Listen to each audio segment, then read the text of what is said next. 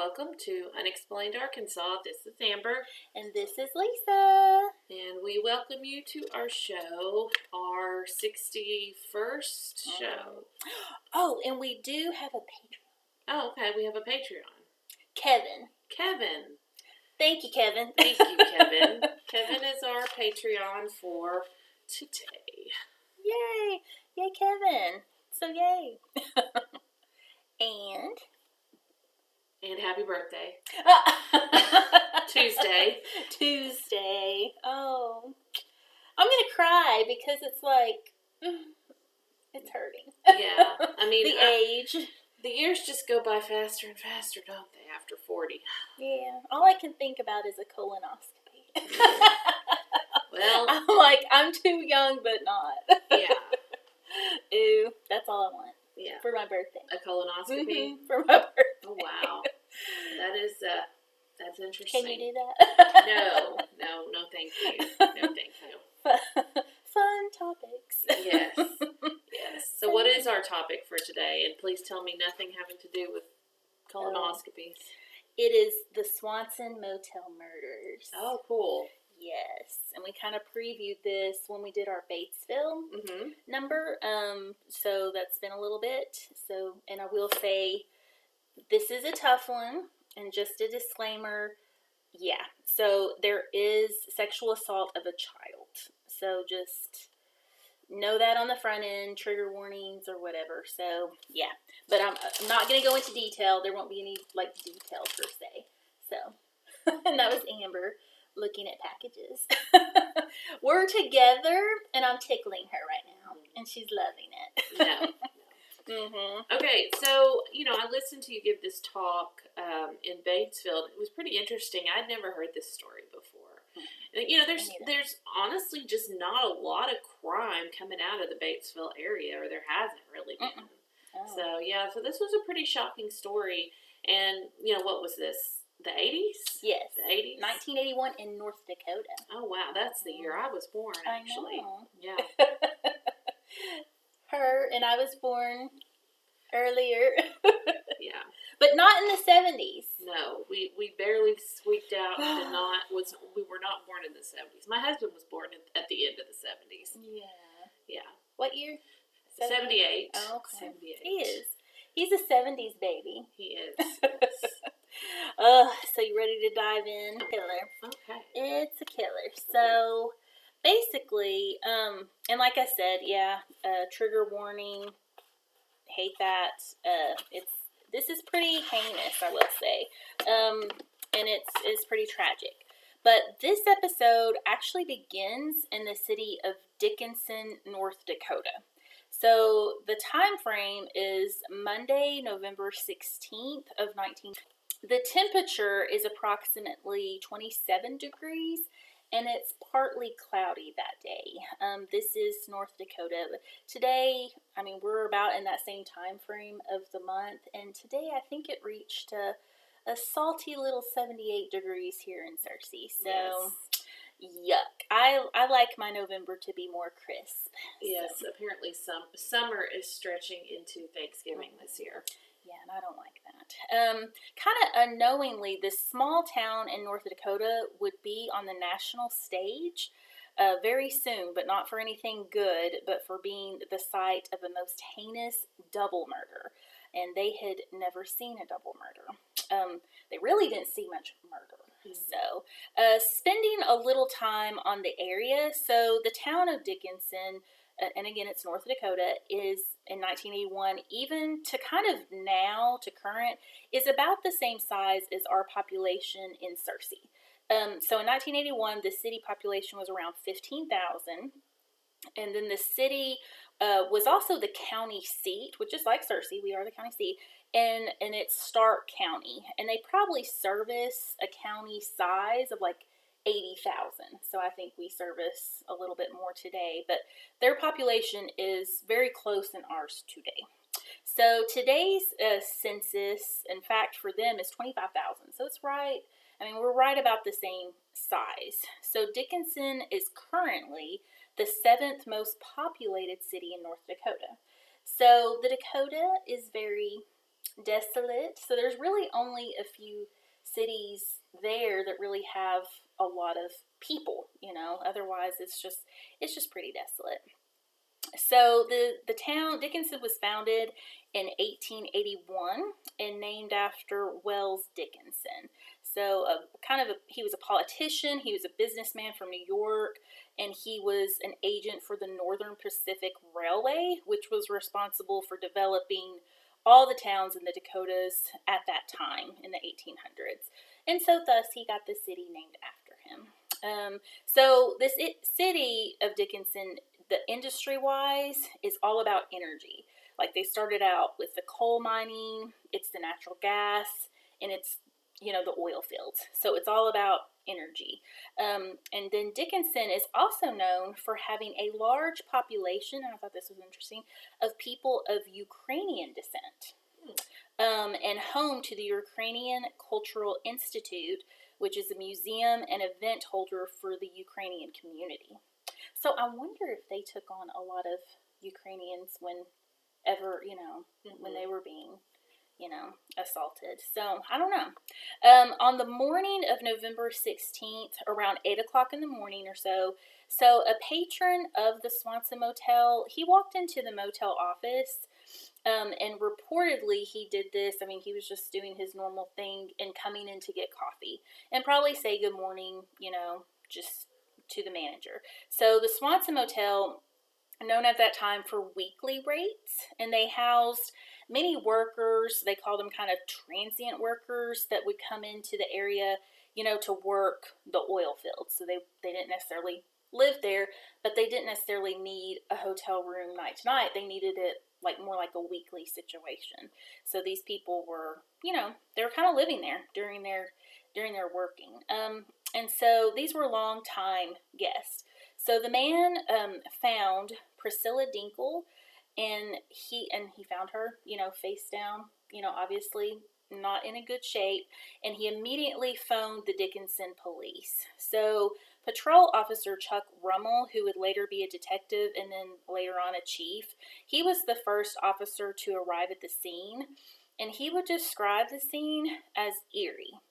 So he would kind of explain that he could still see, many years later in an interview, he could still see vividly the scene and even what, the victim was wearing, just ingrained.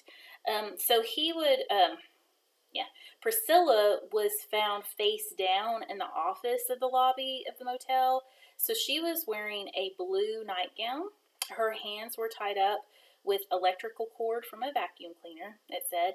And it was also evident at the site that she had it wrapped around not just her hands, but around her neck as well. And it did seem evident upon just looking at her that Priscilla had been struck with a blunt object. So she did have obvious trauma to her head.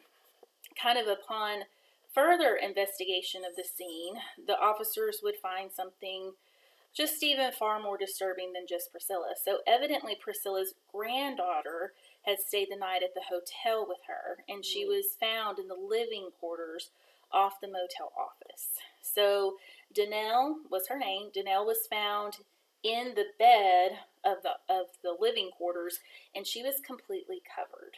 So she too had obvious signs of blunt force trauma to her head, and her body, it was not tied up, but there were signs that she had been bound like her grandmother. So she was wearing her strawberry shortcake pajamas, and it just hurts. I had the strawberry shortcake stuff, and I love strawberry shortcake, but I had sleeping bag, and I had it for years. I don't know what happened to it now, but this is just, I can see these pajamas.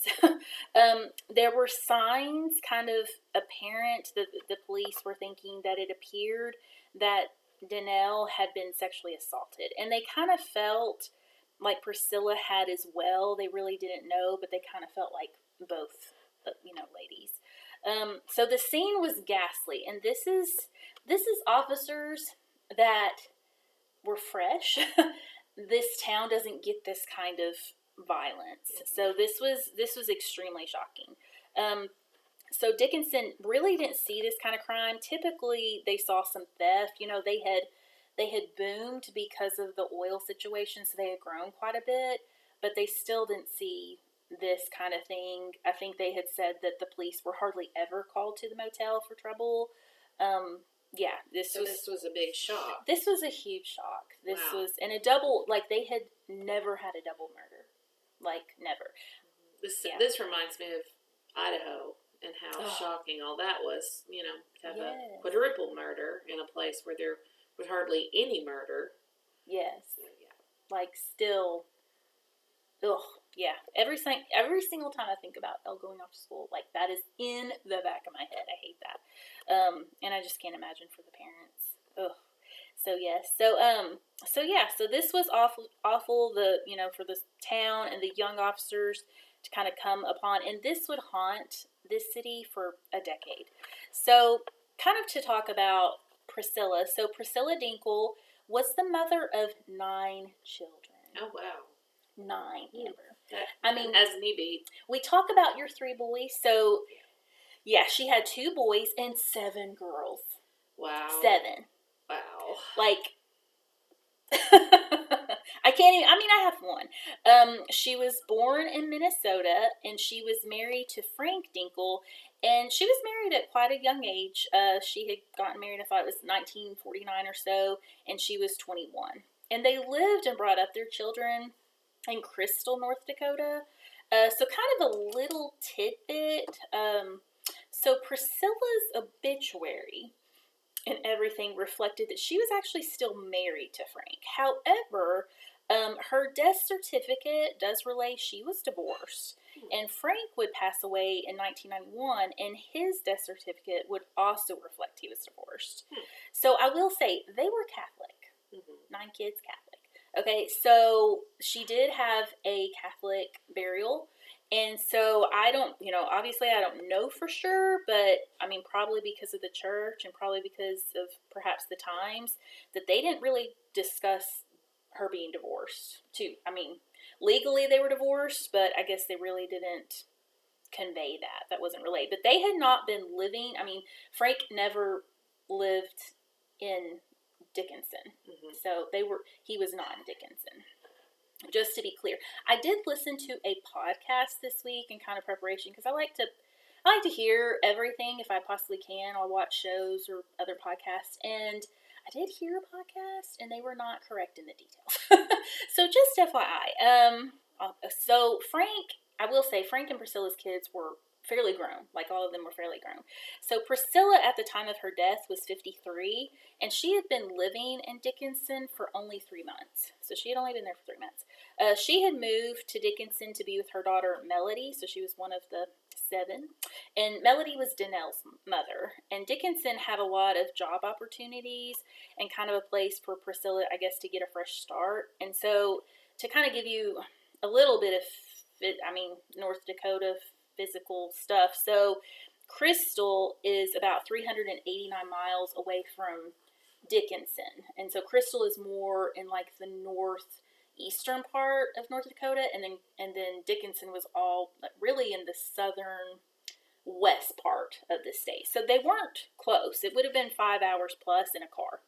So to travel there. So when they moved to Dickinson, they were moving very far away from where they had been living. And I guess where the rest of their family was. So Danelle Victoria Ann Leitz, she has a beautiful name, and she has 4 names. She was only 7 at the time of her death. It's not clear if she slept all the time in her grandmother's manager's quarters, but I will say her address on her death certificate, just like with Priscilla's, their address was the motel address. Oh. So I thought that was interesting. So evidently either she was really kind of living with Priscilla, or Melody and her were living in the motel. Maybe they would rent a room as well. So it's really not clear, because Melody, all I can say is Melody was not there that night. So I will say that. And Melody kind of had rolled up, after the police had found Priscilla, and yeah, so she was clearly not there. She had come up to take Danelle to school. that morning because it was a Monday morning. So I don't really know the living situation, but Danelle was definitely spending a lot of time there. So she was there.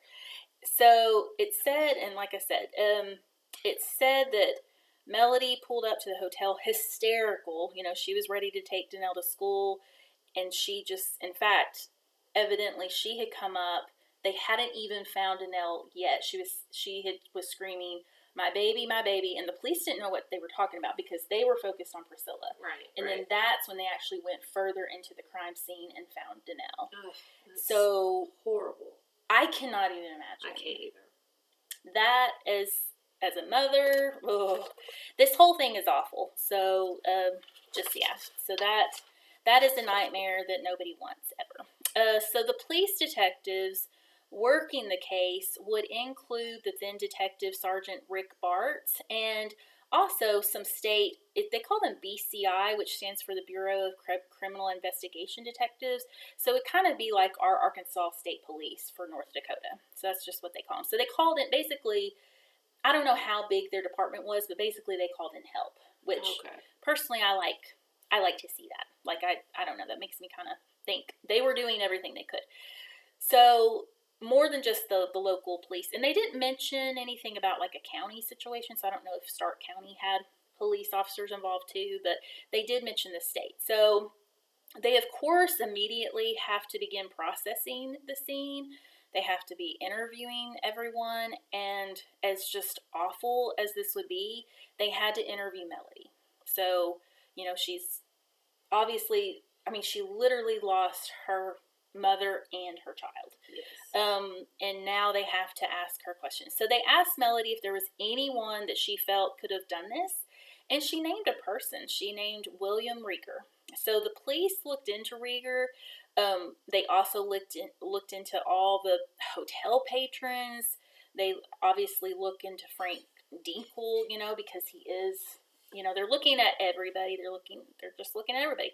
But interesting enough, William was actually picked up the following day on a DUI. So he had a DUI charge. So they did arrest him, and they brought him in and they went ahead and questioned him about this case. William was a local taxi driver he was actually living at the motel. So in a much later interview, Chief Rummel mentioned that they felt like Rieger was a viable suspect, but at that time, there was nothing to connect Rieger to the murder, like nothing that they could see definitively other than Melody saying it. And so he was released. So he was just picked up on that DUI. So at this time, in the very early 80s, DNA was not a source of forensic evidence. I think some people may have known the word DNA. They would have been putting back, I think they were taking rape kits. They were taking things like blood, saliva. They were doing that, but there wasn't it wasn't a forensic evidence. It wasn't evidence that they were using to convict people. The only real physical evidences that were being utilized were typically fingerprints were big, matching materials like hair and fibers, footprints, blood typing, if there was blood, that kind of thing was really physically what they were using. It is said during the early investigation that a list of 90 suspects was compounded. So a lot of people to look into. They also would do the autopsies, which sadly do reflect that both Priscilla and Danelle were strangled. So they were actually strangled to death. That was stated as the official cause, I guess. Yeah. So they did, like we mentioned with the cords. Likewise, both women were also bludgeoned. I think Danelle kind of got it, maybe a little bit worse than Priscilla, but it was thought to be a wood piece, a furniture piece found at the scene that was used. Only Danelle was found to be raped. And zero freaking words for this monster. So, 7 years old. So Priscilla was not raped. Just makes you sick. So they do get a fingerprint. So they tried to obviously offset fingerprints from the victims, anyone that would have been in the office at all. So they did feel like there was one fingerprint and they were kind of trying to figure out who it would be. And it was kind of on the door jamb, I guess, going from the motel office into the living quarters. So they had that. They were going to get that analyzed. They also could not really, of course, they're looking to define the motive for the murder. So they're feeling like, okay, what is the motive?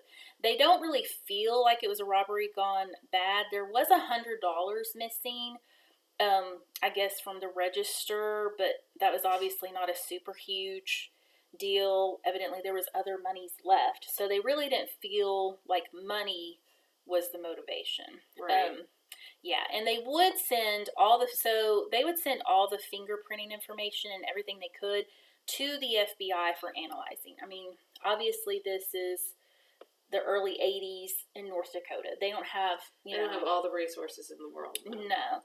And I just feel like that's amazing, though, that they're definitely doing everything they can. Right. And sending out all these materials to be looked at. So they were definitely doing the stuff. So they're looking, they're doing. So it's unclear exactly how this happens, because there's interviews of Chief Rummel, who was that patrol officer. So he talks in a show, and then there's actual, like, a written document on the Dickinson police website. So I'm really going to refer to what Chief Rummel says himself, as far as what he states. So he stated that the department does get help at that time. So when they're investigating, from the FBI profiling department. So the FBI had begun a profiling department in 1970, which is now called the Behavioral Science Unit. But at that time, it was the profiling department. So, and I know we've all watched or seen, about the Netflix show The Mindhunter. Yes. So, this would be basically the profiling is analyzing the feelings, reasonings, thought processes that go into, past killers and past killings. And they're just kind of trying to get a description psychologically of what this killer would be like based on this crime scene. So kind of just, this is interesting to me, just a brief timeline on the profiling. So again, they actually start, I guess, to do this department in 1970. So it says in 1972, the BSU was formed, which really was the profiling department, by Patrick Mullaney and Howard Teeton after the death of J. Edgar Hoover. So the unit was originally called profiling. So, and of course, now it's behavioral analysis. In 1978, Robert Ressler and John Douglas began interviewing 36 convicted criminals. So John Douglas is the one in the Mindhunter show that the Holden character is kind of framed after. So, and his name will come up a little bit later. And then it says by 1980, the FBI Law Enforcement Bulletin invited local police to request profiles. So by 1980. So this time frame would line up with them beginning to give out profiles as early as 1980. So that does line up with what Chief Rummel was saying, that they went ahead and got this profile. So, and they really didn't know. So I will say they received the profile, but this was super new. And evidently they received the profile from the FBI, and they really didn't utilize it much at that time because they really didn't understand it. I mean, they're kind of probably looking at it like, what is it? Yeah. So again, they're doing everything they can, but this is just really fresh information. So it is said by Rummel that a profile was put together on the killer of Priscilla and Danelle. The department really had no clue what to do with it. And again, this is all brand new, and they were concentrating on interviewing all these people in connection. And again, they had a list of 90 suspects. So they had a lot to work through. How big of a department was I mean, I would say in 1980, like now, I think that they have a department of around 50 was what I found, but then they might have had just 10 or, like full-time people. Mm-hmm. So it could have even been smaller. So yeah, so it wasn't very big at all. So, as they were working the case, things just did not move forward. Nothing truly big was connecting anyone to this murder. So the case was growing cold. Then, in 1983, Rummel states that the department heard about a serial killer that was caught down in Texas that had reportedly killed hundreds of people and who was confessing to hundreds of murders. Oh, wow. Is this sounding familiar? Yes. Mm-hmm. Yes. So they were super excited to talk to this man who is known as the Confession Killer. Serial killer Henry Lee Lucas. So side note, so there is a connection of Henry Lee Lucas to Arkansas here, and our friend, we've mentioned him before on the program, J.R. Howard, he loaned me a book on Henry, and it is autographed, and it's called The Hand of Death, the Henry Lee Lucas story, written by Max Call in 1985.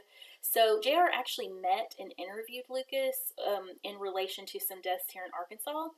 So there's also a very interesting current docufilm on Netflix, The Confession Killer. So I will actually be covering doing an episode on Henry Lee Lucas in the future, in 25. So, because there is some connection, and anyway, it's super ridiculous that he murdered so many people, but super crazy that he was just going around confessing because he was just bored.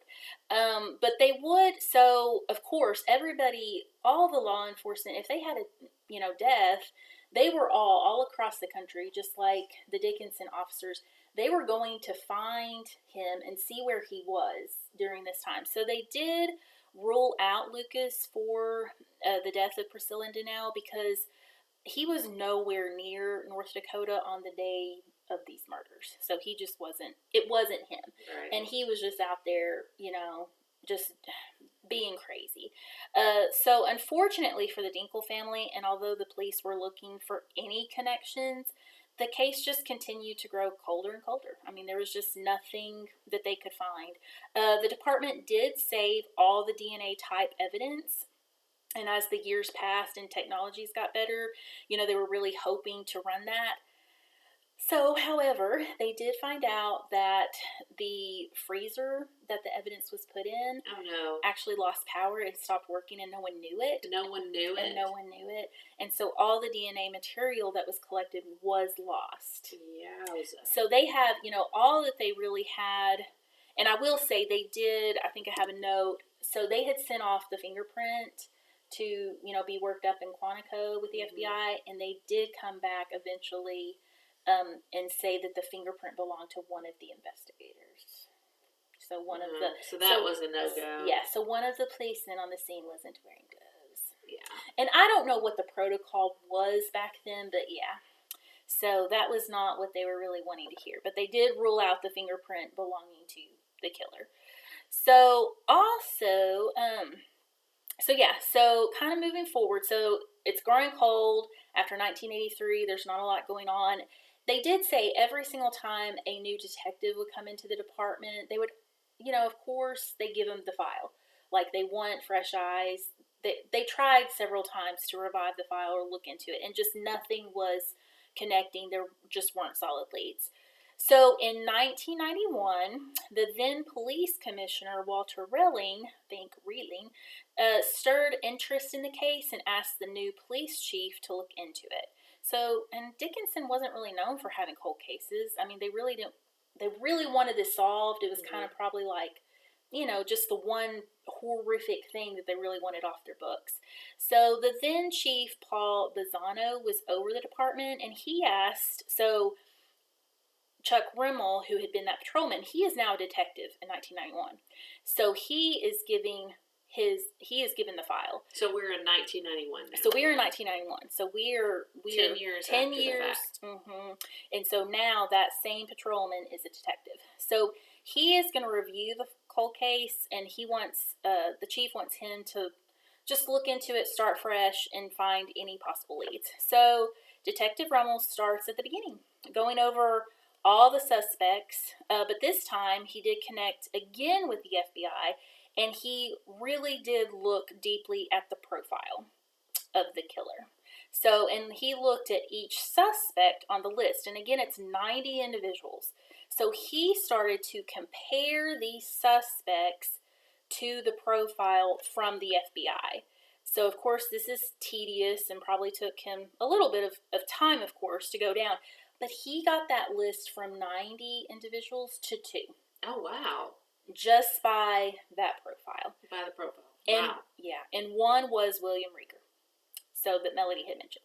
So after scrutinizing the profile more closely against these 2, and kind of looking more at one of the other suspect other than William, it became kind of more clear to, Detective Rummel that William Rieger just fit. I mean, So why did Melody call his name out as a suspect? I'll get to that. Oh, I will. Yes, that's a good question. So, and that is coming. So, because I feel like, I don't know if they knew all that they knew, but anyway, yes. So, kind of, Rummel then decided that he needed to get to work finding Rieger. Like, where is he now? It's been 10 years. So, Rummel did connect with Rieger's wife, and luckily Rieger had been arrested, and he had actually been jailed in the past. So, all of his information was kind of in the kind of national registry system that they have for criminals, I guess, that have been in jail. And so Detective Rummel had actually, with participation and help with the state BCI officer, they found Rieger living in the small town of Batesville, Arkansas. Okay. Do you hear me, Batesville? He was in your backyard. Oh, wow. He went hiding, and this is going to spin off. But anyway, you just wait. Just hold on. So, also, kind of a lucky deal, or not so lucky for William, but he was still married in North Dakota. Evidently, he was married to 2 women. Oh, good grief. In North Dakota. Oh, good grief. So they were able to arrest him on a charge and warrant of polygamy. Oh, okay. All right. Huh. Yes, so he basically never divorced his first wife before entering into... Oh, who has time for that? I mean, most men are probably thinking right now, aren't you, men? Like, how can you handle 2 women? Mm-hmm. It gets more interesting. But basically, they were able to pick him up and detain him at the Batesville Independence County Jail under that polygamy deal, okay? So Detective Rummel had of course, he's working with the FBI about the best way to interview Rieger, because, of course, they put together this profile. There is, certain people need to be interrogated a certain way. So they did state many things that would be helpful. So based on the fact that Danelle was covered, they felt like Rieger was extremely upset and guilty about what he did to her. Like, he did not cover Priscilla, he only covered Danelle. Right. And that, as long as the detective did not push Rieger, they felt like the detective needed to be prepared to just kind of slowly interview him, kind of be ready for several days of interviews, and kind of just get him to talk. And they felt like he would get it off his chest. Like, there's guilt there. They felt like he had never forgotten what he did to Danelle. So they also stated that Rieger would have changed his appearance after the killings, and Rummel did talk to one of the wives in I'm laughing. One of the women in North Dakota, and she did confirm that William had always had like jet black hair, but right after those murders, he let his hair go gray. Like, he changed his appearance. So that was a very interesting there were several things, and we'll kind of get into it, about this profile that matched up with Rieger. It was very, very insightful. So Detective Rummel sits down, and he's following the advice of the FBI, and he just starts talking to Rieger. Like, he doesn't push him. He's not, bad copying him, I guess. But he just casually asks about the Swanson Motel killings. But Rieger mentions he doesn't know anything about it. Like, at first he says he knows nothing about it. Like, right. What are you talking about? And kind of after many hours of just kind of talking, Rummel does bring up Danelle. Just brings her up. And even just says kind of casually, what happened to her? Like, what did you do to her? Like, and Dinkel, and that's when, not Dinkel, but Rieger breaks down. And he begins to confess. Mm-hmm. So he did. He felt it says that he even dropped his head and even was visibly upset with what he did to Danelle. So he then goes into it all. So Rieger gives many vivid details of the crime and about the scene, things about the clothing, items, just everything that only the killer would know. So they know they got the right person. I mean, these items were never put in the press, never anything. So Rieger states that he had actually had dinner with Priscilla, Melody, and Danelle the night before. So he had dinner. And evidently this was something, so Priscilla was managing the motel. These people were kind of living there. So evidently she would kind of cook some meals. Right. Put together some meals for these guys. So it said that William was around. And William he was around. He had evidently even watched Danelle for a minute for Priscilla and them. He had been around. And it always, and I will say, Melody had said that he made her, the way that he kind of was around Danelle made her nervous. He didn't, and Danelle had even told Priscilla, her grandmother, that she didn't want him to watch her anymore. I guess he was creeping her out. He was a creep. Right. Obviously. So, yes. So William, gives all that and talks about how, he had dinner with them. So, according to the interview with Rummel, so Rieger's confession, basically admits that he had come up to the motel office probably around 1 or 2 a.m. and that Priscilla, had met him and they were chatting. And I guess William had said something about dating Melody to Priscilla. And evidently Priscilla was like, I don't think so. She was like, no way. And that basically enraged him. He even said he went berserk on her. That's what, he goes by Bill, but that's what he said. He went berserk on her. He basically attacked Priscilla. He hit her with a piece of wood from a table or something. So basically he grabbed a piece of wood. And Danelle woke up during this situation. And so while he was working on tying Priscilla up, so he gets Priscilla tied up and then he goes after Danelle. And that's when he's, of course, he bludgeons and rapes and strangles her. And then he comes back and kind of finishes Priscilla up. So that's what happened. So he confesses to all the situations. So basically he was extremely mad. I mean, all it was he was mad about him wanting to date Melody and her saying no way.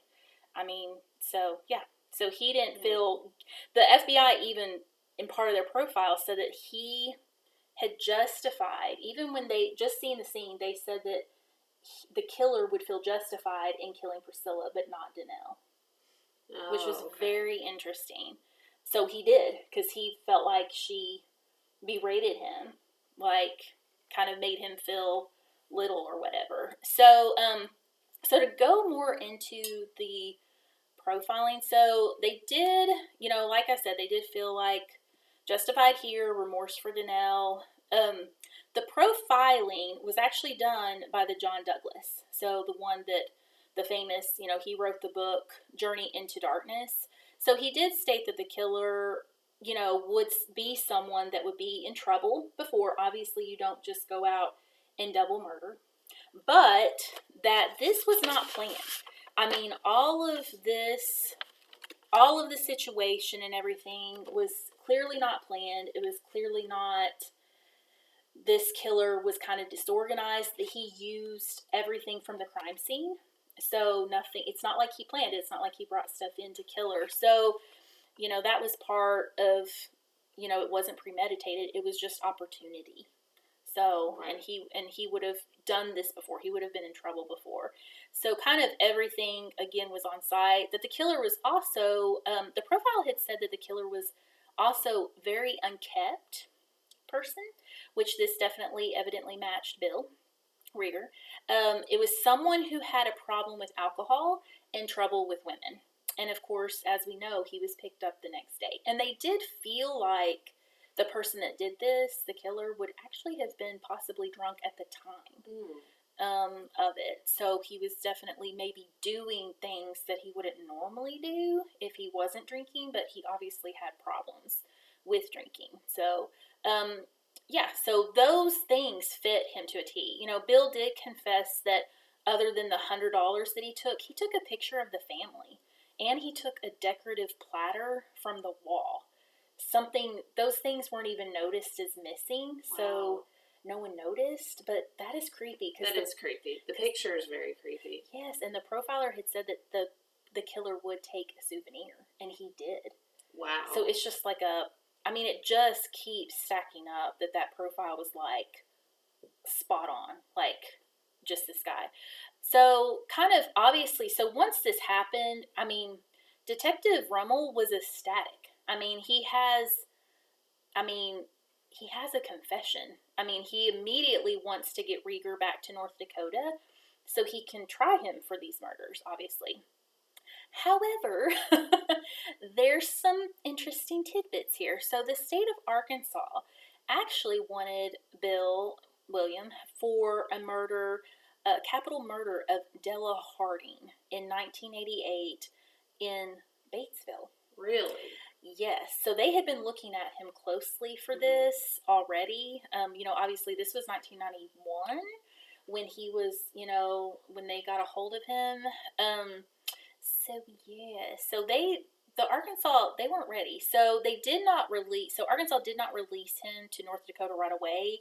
In fact, there's there's a lot of legal situation going on, but the Attorney General had kept him here and went through some kind of really troubling situations with the prosecutors because they were fighting to keep William here, but I don't think the prosecution felt like they had enough evidence lined up to actually charge him and convict him here. So after quite a bit of runaround, the governor, which is actually Bill Clinton, he got involved, and he kind of signed off on the extradition orders finally to get William Rieger back to Dickinson to be tried for Priscilla and Danelle's death. Sadly, in a horrible turn of events for the Dinkel family, so William Rieger died of a sudden heart attack. On June 9th, 1992. I believe he was only, don't quote me here, I don't have this written down, I think he was only 46 or 49, like in his 40s. Yeah. So he dies June 9th, 1992, days before his trial was about to be. He was literally days from his trial beginning. So he died there in North Dakota. So thus, they never could convict anybody for the actual murders. So it's still technically open? I think they officially closed it because they felt like they had the right person with all that he mentioned in his confession lined up. But yeah, no one was ever convicted. So the Swanson murders are now and have been used ever since this as study cases for the FBI profiling, and in many criminal justice classes and universities, like they cover this story around the country. So it's definitely extremely clear that the profiling was a major tool. The tool in assisting to solve this. So, bravo, FBI. And definitely.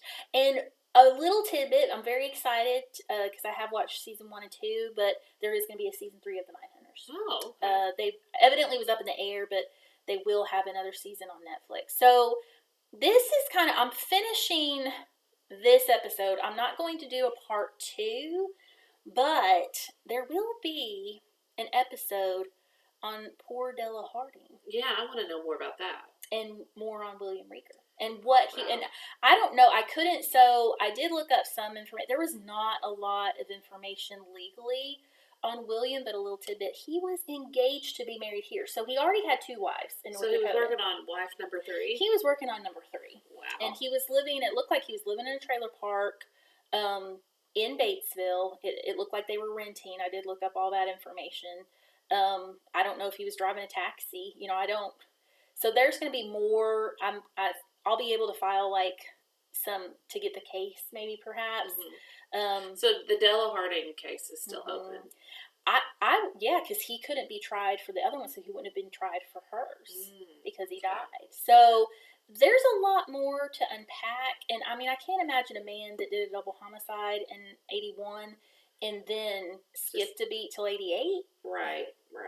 You know, there's a lot there. So this, it might be a mini episode or something, depending on how much information comes back on Della Harding. But yeah, so that is it for the Swanson Motel murders. That's a lot. Wow. But yeah. That's a lot to have to digest there. It's tragic, and I cannot believe that, but it was the 80s, and they didn't have what we have now, but just the simple fact that the daughter, Melody, they had all had dinner the night before, but they did bring him in for questioning. So, yes. So they had nothing. They had nothing. Yeah, they had. I guess they felt like they had nothing physical. Of course, he's saying, "I have no idea," and it's kind of she thinks he's suspicious. Obviously, if that had happened in current times, gosh, you'd have so much. You'd have be able to do all of his because it stuff. seems like it would have been a very sloppy scene. Yeah, he was a sloppy guy, so I think it was a sloppy scene. But it's mind-boggling because again, he was right in their hands, right there, knew the people, lived in the motel. And he was able to slip away. And he did move. They did say the profile, something interesting also, because there were tons of things in the profile, but it said that he would leave the area. So he stuck around, but it said that he wouldn't leave right away, but he would leave. Did it say he would like to collect multiple wives? It just said he would have trouble with women. Oh, okay. And he did. Huh.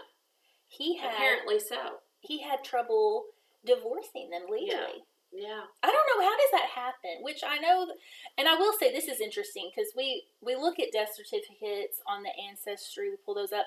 So Arkansas, if you pull up death certificates, going back and even when, way back, they tell you why they died. So in Idaho, they do not. Or not really? Idaho, North Dakota. They do not. Really? The death certificate says everything. It says none of your business. Yes, it says none. Interesting. Isn't that interesting? That's really interesting. I do a lot of ancestry digging. That's one of my favorite things to do. So I dig into ancestry, birth, and death records all the time. And I guess I've just not run across one that is just like, no, we're not telling you. So, and they really didn't keep. It doesn't look like they kept great records in general. I mean, this was the 80s, but there still wasn't a lot of census records updated. There wasn't a lot of records that you see in other states. So that was interesting. But they definitely do not tell you how they died. I mean, they list everything else. But just not that. So that is very interesting. I wonder how many states do that. I don't know. Phone us, people, if you know. But yeah, it's just it was an interesting, sad, horrific case, and I will obviously log all of my resources. There was I couldn't find, there was a show, but it was on YouTube, so I was able to watch a show. Like I said, I did try to listen to a podcast. I'm not going to say the podcast. I feel like that's rude, but it was not accurate, and that really, it's a very popular, big podcast, but the information was not accurate. And they did have some good stuff in it. They mentioned about John Douglas's book, so I know that they did their research, but anyway, I'm not going to say any more than that, but it was weird because it wasn't right. So anyway, interesting. Very, very interesting stuff. And this is coming out on Veterans Day. Oh, okay. Oh, and that's a weird thing. So he was, I don't believe that William Rieger was buried with any of his wives. Couldn't really tell. But he was listed as a veteran. And he had like a military, like one of those military headstones. Oh, okay. So that's all I know. You got anything? Not really, no. It's been a crazy week, and, November seems to fly. I can't believe we're already in the middle of it. So, yeah, holidays are coming up. Yeah. Very exciting. Thanksgiving, all the things. And we will have a really cool announcement on Friday. So. Oh, yeah, we do. We just can't say now, but we will be able to get it out to you guys, so we're excited. Yeah, very exciting stuff coming. All right. Okay, well, that was awesome. I really enjoyed listening to your take on this story. You sound like a real detective, man. Real detective. Yeah. Like a cute one. Yes, a cute one, yes. That wears pink. Yes. And pearls. Yes. Seriously, you sounded like a real detective on this one. I'm impressed. Like a Murder, She Wrote. Like a Murder, She Wrote. Or the new Matlock show. I haven't seen it. I heard it's good. It got good reviews. Okay, I'm gonna see it. I like Kathy Bates. I do too. I don't know. I'm not like watching anything recent. I'm like stuck in this early aughts like time warp. I've literally been watching Supernatural. Oh. I've never watched that show before. Well, which it sounds crazy that neither you or I have ever seen Supernatural, because I started watching the first season, which came out in 2005, and it's literally the crap we do. Like, literally. Like, it's lots of folklore, ghost stories, all kinds of stuff. My husband watched it for, like, all 19 seasons, because there's a million seasons. Really? Yes. There's 19 seasons? It's kind of like the Law and Order of ghost shows. So, yeah. Oh, my. Yeah, but it's really good. Well, you're stuck on those, and I'm stuck on true crime, and that's all I've been watching, or air disasters. No. I know. Like planes going down, people. No, thank you, not for me. It's not a good place to be. Yeah. So, I need something new. I can't watch anything about planes. I can't even watch Final Destination, and you know how I love 90s movies, but that one, I can't watch it. I just think of the log truck every time. Yeah, me too. That was Final Destination too. Oh, yeah, then that one, because I just think I'm behind it. Yeah. You know, and there's always one in front of you, and you know that the logs are just going to come off. Yeah, there was a meme about millennials and the log truck and Final Destination. Actually, I think it was a TikTok video. I don't know, but it's like that is like in our psyche now. All of us is baby Gen X, elder millennials who are in that what I call the Dawson's Creek generation, where we're the last analog generation, and we had our little set of movies like I Know What You Did Last Summer and Final Destination and all the good Urban ones. Legends? Urban Legend. Yeah. So those were some. But for some reason that log truck in that one movie is burned into the consciousness of all elder millennials. It's true story. It is true. I will pull over. I will let them go miles ahead. Well, that was fun. Well, it was something, but I hate it. It was something, but it wasn't fun. I'm glad it was solved. I'm glad it was solved to the best it could be solved. I guess some closure for the family. So, and all of her children. Oh my goodness. Anyway, but 9 children. I still can't get over it. She probably had 1 billion grandkids and great grandkids. Yeah. So, well, we love you guys. Yeah. Have a good one. We'll talk to you next time. Bye. Bye.